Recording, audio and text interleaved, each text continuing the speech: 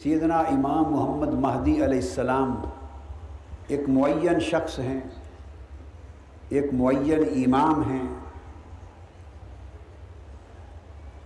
جن کو صراحت کے ساتھ جن کی آمد کا حضور نبی اکرم صلی اللہ علیہ وآلہ وسلم نے ذکر فرمایا اور بشارت دی ہے، اور ان کی آمد کا انکار کرنا سراسر گمراہی اور فرمان مصطفیٰ سے بغاوت ہے صلی اللہ علیہ وآلہ وسلم۔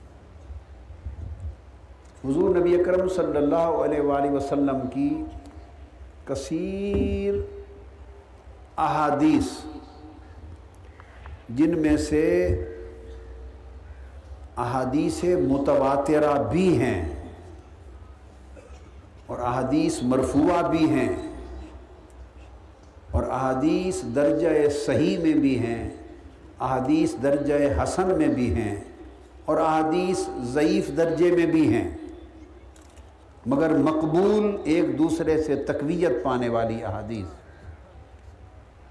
میرے مطالعہ میں کسی کتاب سے تعداد پڑھ کے نہیں بتا رہا ہوں، خود میرے مطالعہ میں فرداً جو احادیث میں نے امام مہدی علیہ السلام کی نسبت پڑھی، ان پر نشان لگائے اور ان کا مطالعہ کیا اور ان پر تحقیق کی، ان کی تعداد 200 سے زائد ہے۔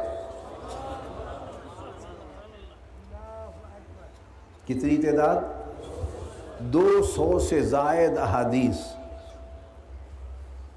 جو میرے مطالعہ اور تحقیق میں تفصیل سے آئیں، اور یقیناً عدد اس سے زیادہ ہوگا۔ میں یہ بات اس لیے کہہ رہا ہوں کہ بعض لوگ سمجھتے ہیں کہ توہمات میں سے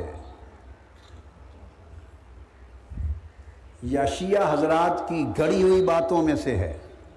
کسی کی گھڑی ہوئی بات نہیں ہے، یہ تاجدار کائنات کی بتائی ہوئی بات ہے صلی اللہ علیہ وسلم، اور اس عقیدے پر امت کا اجماع رہا ہے۔ صحابہ کرام، تابعین، ائمہ مجتہدین، ائمہ اطہار اہل بیت، محدثین، فقہاء، علماء، اولیاء، صوفیاء، تمام مکاتب فکر کے اور تمام مذاہب کے ائمہ اور اکابر اعلام کا امت کے ہر دور میں اجماع رہا ہے۔ یہ مسئلہ کبھی بھی مختلف فی نہیں تھا، یہ اختلافی مسائل میں سے نہیں ہے۔ اختلاف فقط اتنے نقطے پر اہل سنت اور اہل تشیع کے درمیان ہے کہ اہل تشیع کے عقیدے میں یہ ہے کہ وہ پیدا ہوئے اور غائب ہو گئے، ان کا ظہور دوبارہ ہوگا۔ اہل سنت کے عقیدے میں یہ ہے کہ وہ ابھی پیدا نہیں ہوئے، ان کی ولادت ہوگی اور ان کی آمد ہوگی۔ بس اس ایک اختلاف کو چھوڑ کر باقی سیدنا امام محمد مہدی علیہ السلام کے وجود پر، ان کی آمد پر اور ان کے مقام و مرتبے پر امت میں کوئی اختلاف نہیں رہا۔